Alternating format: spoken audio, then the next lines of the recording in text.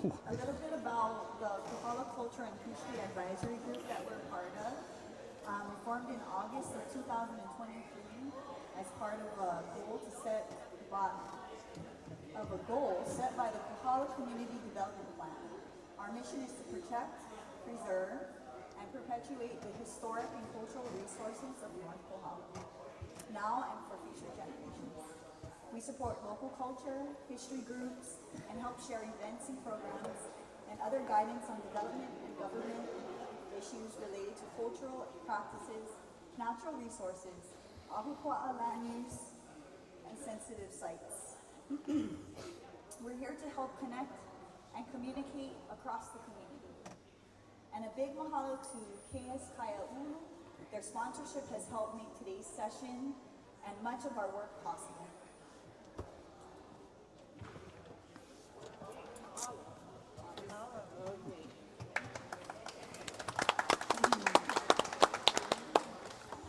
So once again, mahalo nui to everyone for being here this morning. Last night we were blessed with Kimo, Lorna, Lim, and members of her halau, and then of course her beautiful daughters. And we're going to ho'omau this morning with Uncle Sonny Lim and Uncle Kimo ho'opai, and so mahalo nui for being here this morning. I wasn't your scheduled interviewer, but I'm going to try my best. Okay, so we're going to start with introductions. Can you please introduce yourselves? And we'll start with... You go first. Uncle Sonny. All right. My name is Sonny Lim. I was born here in Kohala Hospital, May 1st, 1960. Aloha, I'm Kimo Ho'opai. I was born here November 1960, Kohala Hospital. So both of you are class of Kohala High School class of 1978, correct? 78, yes. Okay. So, what is one of your favorite memories of growing up in Kohala, Uncle Sonny? For me and Kimo, we actually we attended Kohala High School, but we grew up on the ranch. So Kimo was at Kahua, and I was at Pu'uhui. And I think the best memory was actually catching a bus to school. Yeah. The bus was a fun thing for us to do because everything was kind of, we only seen the guys from the ranches. We didn't see anybody else until we get down to where Wilkinson. where Luhiel's main roads there. Yeah. But other than that, it was just all the kids from the ranch. That was a good memory in itself. Go ahead, Kim. I have a question. Why was riding the bus your favorite thing? Oh, we didn't go to many places back then. So for us, just catching a bus was exciting, but kind of more exciting. So we had those. Other than that, the good thing about it though, when we didn't have transportation, everything we got to play trees and pastures and corrals and everything else. So the lifestyle was really good. Uncle Kimo. I think I can fill in a little bit more. Coming from Kahua, I think we had about 8 different families jumping on the bus. And then the next ones down the road was my cousins. And then following them was the Salvadors and the Lincolns. Right. And then down at Puhui, which was the Lims and the Lies, they were bunch. Then we stopped Luhials and Wilkinsons. Yeah, it was on the corner. Yeah, they were the last before we headed to Kohala High School. And like Sonny, I was thinking about the bus because, back at that times, that was our main transportation back and forth. Yeah. The bus used to reach up at Kahua at 6 o'clock in the morning. Yeah. So we were up at 4 feeding animals before we left the school. And it was every day, rain or wind or whatever you got to go through. There was no covered bus stops or anything, but we wasn't fortunate. But, like Sonny, thinking about those days bring back so much memory of by the time we got to school, the bus was loaded with kids. It was full. And I would say no different from buses coming from New Li'i all the way to Kohala, from outside Camp 17 coming to Hubby. And you know, the kids jumping off, you can tell where they came from. So whatever bus they reached with. You knew where they came from. You knew what camp they came from. So to me, that, like Sonny, was special. It was something special because you represented not only Kohala, but wherever you lived, you came from. So that didn't only go back to us, but went back to our parents, our grandparents. So that was special. Yeah. And then Puhui, we actually had, back then, I think it was like 4 families. Yeah. So it was us. It was like at the end, Yeah. by the stone corral. And then next to us was the Paros. Faros. So the Paros, and then was the Kaumoros, Kaumoros. and then the Lions. Yeah. Yeah, well, yeah, back then, that's it, man. Yeah. No bus stop. Wind, rain, you gotta walk and stand out there and wait for the bus. And that was a fun thing. So you mentioned when you woke up in the morning, you had to feed animals before you went to school. On non-school days, what was a typical day like for you? What did you do throughout the day? Like I said, wake Get up up 4 early. o'clock in the morning. Went outside. Me and my brother raised 4-H steers. So with that, you feed them in the morning and in the afternoon, but you would have to go and cut grass and get that all ready. So 4 to 5 was getting that ready, then come in, take a shower, and be at the bus stop at 6. We would reach the high school about 7. And then we waited till 8 o'clock till school started. You went through school, and you hope your parents were thinking that you were studying, but I think only Sonny was studying. I was trying. And then when you were done, if you weren't playing sports, it was going home and working again. Again, yeah. I was fortunate that I had 3 sisters who was older than me. And back in those days, we didn't have hot water. So you had to make food or you have to make fire every day. So my 2 oldest sisters they were the fire makers. So they had to chop wood, make fire every single day. They did a good job though. I didn't have to worry about, So they were like, And then we kind of learned like in succession and take care of the animals. You have to feed all the stuff. So you need to do all of your chores when you first get home. But then my dad didn't kind of throw a little wrench in there. So we had 6 kids and they bought 1 bike. So now nobody can ride the bike until after he finished all of his stuff. As soon as that bus door opened, he running for get home first. For finish all you can do so you can get the bike. So we could ride the bike first. 2 things we had was 1 bike and we had, my dad would put this Calvi pole in our yard and they put 1 tether ball thing inside there. So that was the 2 big events after school for us. They know that's why they're laughing over there. Well, that was one of my questions that I was going to ask is, what did you do for recreation, for fun? Because it must not have been all work, besides tetherball. Well, Yeah, for us up at Kohala, we found things to do. The pastures where our parents worked it was like our playground. yeah. So we found things, I never get on bike until I was 11 or 12. And once we got that bike, man, we was all over that place. We did the same thing. We just roamed all of the pastures. Yeah. We was the best tree climbers, man. We climbed every tree we could find. We climbed over every stone. Back in those days, a lot of Puhui had plenty of stone wall. The stone corral next to our house. So we climbed over everything that it had out there, and we ventured like off into the pastures until we got to the Solomon estate. We was all scared of him, the old man, John Solomon, because we used to come to the branding. He used to scare all the kids because he would just pull the grass, he started chewing on the grass. That was it. Nobody. The only place would avoid was his house. Yeah. Yeah. Just the looks of him make you scared. Yeah. That was a big man. But I think for me, growing up, never thinking about being a cowboy. But as years went by, I became one.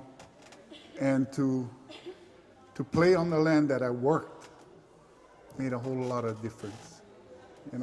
The respect, the caring for the land, as we call malama, became deeper in me because we played on that land. That land grew us up when we was infants, and now we were giving back to that land what we really grew from that place. That really helped me to be a steward in many ways. So who would you say is your greatest mentor who shaped you to be who you are today? I would want to say my dad, but he didn't want me to be a cowboy.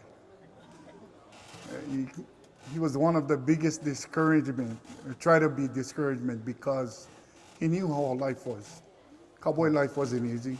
The pay wasn't big, but he always told me, he said, go out and go do something else besides being a cowboy. But when you got two parents that is coming from the Paniolo bloodline, I hate to say it, but it's bred into you. It's in you no matter what. And I went away. When I graduated, I went to the service. I came back, and I knew in my heart that was my passion. And my mentor, coming from that would be, I think one of the biggest ones would have been Guthrie Kainoa, Amu's husband.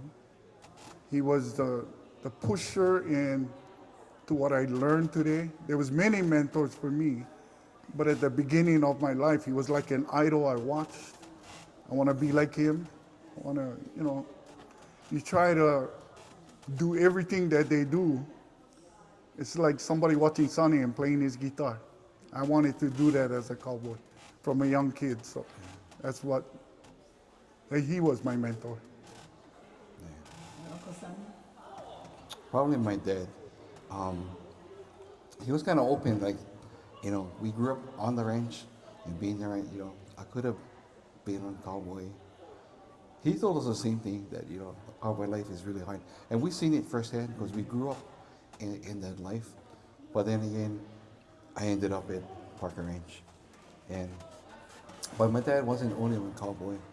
He used to be an equipment operator. Yeah. So it was kind of good.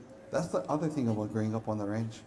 We're fortunate that we get to drive. We learn how to drive and do a lot of these other stuff. Like, I mean, so long you can reach the pedals, you start driving.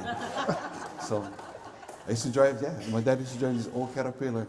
They used to haul up, so we ended up driving. So I ended up being an operator, besides riding horse and all of that. So that was my thing. I really liked that part of it.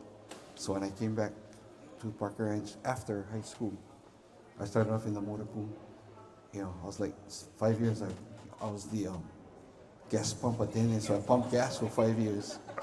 And then I ended up starting driving and operating cattle until I left in 2002, until they reorganized the ranch. So hopefully, in 2 years I can retire from Parker Ranch. Yeah. 2 years, two more years again. So tell us about being a student at Kohala High School. What are your favorite memories of? What you like, the good or the bad? Wait, let me check for teachers. I think for me it was good. You don't really absorb it until you graduate, and you look back and you understand what they was trying to do with you every day, and given their time, as I became a parent and I started to understand what they was trying to do with us as students. But as students, you're young, your mind is all over the place. My mind was. I know Sonny's was on the music. Mine was on the horses. But you think a lot about. For me, it wasn't studying more, but it was watching what people do. I was more of a visuals. I used to watch and learn from that. And I see some of my teachers today, and I tell my grandkids, I said, that was my teacher. And they will run up to him and go, hey, Mr. Brown, was my grandpa a good student? And he only laughed, and they go, oh boy, he wasn't, must be. But, you know, I can say thank you to the teachers today for really taking the time and giving us their time and their expertise in teaching what they had for each and every one of us. Because it wasn't easy. I can say I wasn't easy. Jeez. we had some good teachers. Yeah. We had some characters too. Some characterized teachers. Yeah. But no, all the teachers were good. They all had, I don't know. Yeah, they were interesting in their own way. Yeah. What about the hangout places at the high school? On campus Yeah. or off campus? You know, back then, the schools weren't Yeah. like fenced in like they are now. What was it? So plenty places to hide. Yeah. I think a lot of it was during recess. Yeah. And I know Sonny know this, but it was along the roadway where all the trees are planted. Before you go to Across the street. the egg shop and the carpentry shop, that was a hangout place because, like Sonny, we would take our instruments every day to school. So recess would be the time we could play. And that would be, besides the bathrooms, that would be the other place. Yeah, so, you know, talking about that, so back in the day, it got to the point where everybody was carrying their ukuleles to school. Yeah. And then they stopped it one year. They stopped it, and everybody started to bring these boom boxes to school. And because they didn't want us to bring the ukuleles, everybody started bringing those to school. And then they ended up outlawing that and then letting us bring the instruments again. Because what kind of made more sense, because a lot of the talent shows and Project X stuff, everybody entered because everybody played. And then like after lunch, everybody would be singing by the bathrooms, Yeah. playing and singing, and that was like part of that whole thing. So I was happy that they eventually brought the ukulele back, so you could carry it in school. So for Kohala reunion, usually on the last day is Kohala going into the future, what is the future for Kohala? And what would you say, well, first of all, the biggest changes that you've seen that Kohala has gone through from when you were growing up to now, and then the future for Kohala, what do you see? Uncle Kimo? I think for me, I see much more things for the kids to do today. There's a lot more activities, there's a lot more projects that are coming up, groups that are formed with sustainability. I see that coming up. I see so much of different talks going around, or even like this talk story, so the next generation or the generation after us can grow just as much as we did from our kupuna. And I think that's the most, for a small community like this, if we don't pass it on, then it's going to stop at us. But for the future, for the next generation, I think sharing what we've learned and what we can pass on for them should be something positive. Yeah. I think Kohala now has diversified into a lot more stuff that than it used to be. after the closing of the plantation. A lot of stuff changed in Kohala. I'm just glad we don't have a traffic light yet. But that might be something that's going to come in the future. Yeah. But other than that, what they're doing out there, like you said, with the sustainability and trying to do projects with that. I was here yesterday, and they're doing that whole thing over there for affordable housing, for people who live in the community. I think stuff like that, is good for the next generation in Kohala. And a lot of the diversification and sustainability stuff that they're doing will be a part of the future. Yeah. At the same time, though, like where we come from, like the ranching stuff, I think that is still going to be a part of it for that lifestyle. That's something that we should, Malama, make sure that it doesn't die. So especially the Panyolo lifestyle. Yeah. And that is a part of Kohala. To see sustainability come back, because as we were growing up, everything we had came off the land. Right. Even back then, it was more then than now, but to see it come back and see sustainability in all different areas, I mean, I always told my kids, I said, if something happened where ships wouldn't be able to bring in supplies or whatever, I said, you folks would be able to live because of the way we were taught by my grandfather, my dad, me, and then passed on to them. And I believe the same way Kohala itself is getting to that point. Just a bit of background, for Uncle Kimo and Uncle Sonny being here. One of their classmates, and Kanihai She's right. Yeah, she was here. I saw her. I saw her. So I actually reached out to Anne, and I asked her if members of her class could come in and just talk about, just reminiscing about Kohala High School days. And Anne said, well, let me ask some of my classmates and I'll get back with you. And then when she got back with me and she told me, oh, yeah, I have two classmates that said yes to your request, and it's Uncle Kimo and Uncle Sonny. And I was like, oh, wow. To me, that we were just talking about that's just Kohala. That people take care of each other. Community is there for community, and then you've seen it within these past days, just right outside. And so we want to mahalo you for being here today. Yeah, mahalo nui. Can I open the floor if anyone has any questions? Does anyone have any questions for Uncle Kimo or Uncle Sonny? Yes. Okay. All right.